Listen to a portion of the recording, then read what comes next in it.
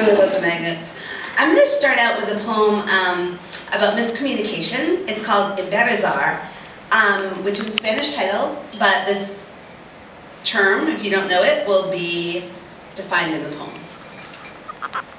The Dairy Association's huge success with the campaign Got Milk prompted them to expand their advertising to Mexico. But it was soon brought to their attention that the Spanish translation read, "Are you lactating?" This worries me because I am in Spain and my period is over a week late. Café con leche descafeinado con sacarina, por favor? You're not supposed to have swordfish when you're pregnant, so I order it. My body refused to give me a hint. I feel no premenstrual bloating, no breast swelling, no backache. I feel no morning sickness, no cravings. I feel my stomach for signs of a heartbeat. I imagine my breasts spilling over with leche. When Parker marketed a ballpoint pen in South America, its ads were supposed to have read, "It won't leak in your pocket and embarrass you." The company thought that the word embarazar, to impregnate, meant to embarrass. So the ad wound up reading, "It won't leak in your pocket and make you pregnant." I fear my husband's pen has leaked into my pocket.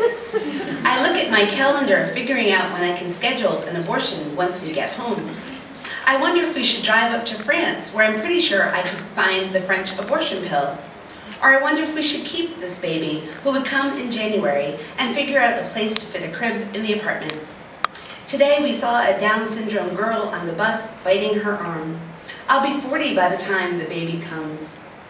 Frank Perdue's chicken slogan, "It takes a tough man to make a tender chicken," was translated into Spanish as, "It takes an aroused man to make a chicken affectionate." My husband has been aroused a lot lately, like Frank. We are on vacation, which makes me affectionate.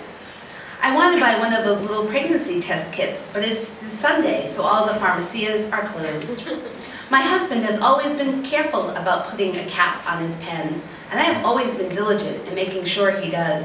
But now I remember that one awful time that we were so in a hurry doing laundry that one of our paper mates turned a whole batch of whites blue. The next poem I'm going to read is from my book, Kaching, and I wrote these poems, visual poems, I guess, VisPo, or whatever it's called. I wrote poems actually on the backs of play money. So I'm just going to hold up one so you can kind of have an idea what it looks like. So I found some play money of $100,000 bills in a thrift store that were blank on the back. So I figured out how to get them into my printer. This is an original one before it was in the book. And so I just, like the idea was to have the whole back filled up with words. And so I wrote 10 of these, 10 $100,000 bills. So I have $1 million worth of poetry, was the idea. My uncle was a big mucky-muck in a supermarket chain. He liked throwing lavish get-togethers with all the complimentary liquor he'd received from his buyers. He was the first to serve Pringles, Orville Redenbacher gourmet popcorn, Mrs. Field's cookies, Starburst fruit chews, Reese's Pieces, and Miller Lite. All free samples, he explained. He started voting Republican when he got rich, which led to all kinds of fiery arguments at the Christmas parties he'd host. My uncle had a silver tree decorated with blue glass balls, which seemed the height of luxury to me, and a snub to our traditional green one, our folksy homemade ornaments. But even though he drove a Cadillac now, he was loyal to his family, getting his nieces and nephews union jobs at the market as soon as we were 16. My high school friends who worked at factories and gas stations marveled at my cushy situation, my yearly raises, the time card I punched. Even if I worked only 8 minutes extra, the supermarket had to pay me for a full quarter of an hour. I was required to wear a horrid red smock and chirp, "Have a nice day," the company's slogan, at the end of each transaction.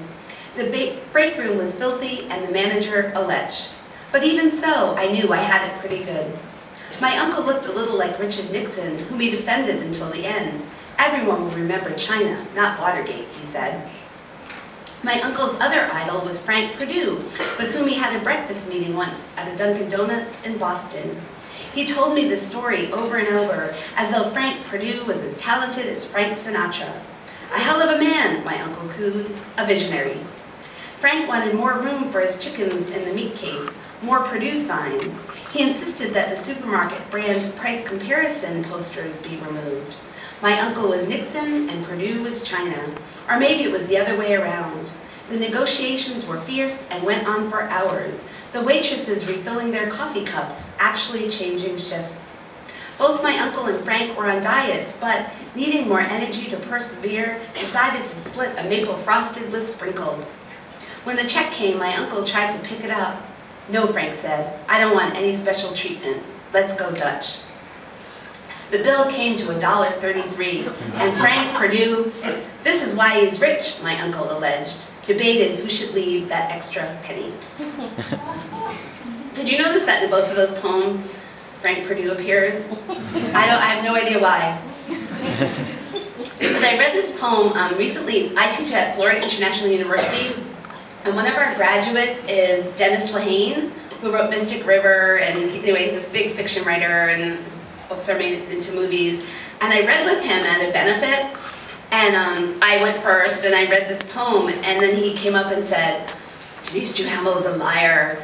And I was like, what is he talking about? Her uncle's a liar, because there was no way that Frank Purdue would ever be on a diet, right? Because he's so skinny.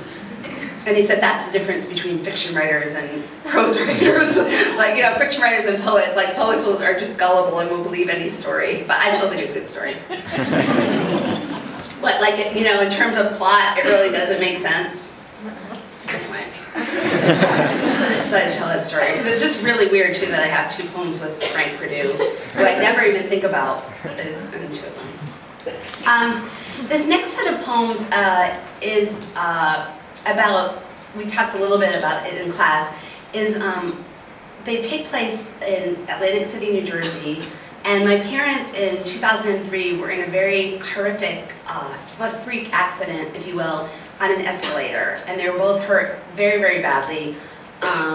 And I have a suite of 10 poems, and these are also in Kaching, which doesn't seem like it makes sense, but because it happened in a casino, they somehow tie in. And I found this poem by Edwin Denby, who was a first-generation New York school poet and also a painter. And he had a friend who also was on an escalator that malfunctioned and was hurt. And he personified the escalator like this. "My father was a cheese grater, my mother a stair. I'm a no-nonsense escalator, less I couldn't care." This is called Casino. When my sister says there's been an accident, I think car, then bus, but she says no, escalator, and pile up. When my sister says the words mother and scalped, I think cowboys and Indians, tiny shrunken heads, the blood all boiled out, warpaths. When my sister says the word father and collapsed, I turn the TV sound down. It's Thursday morning, September 11th, 2003, the memorial, the reading of names.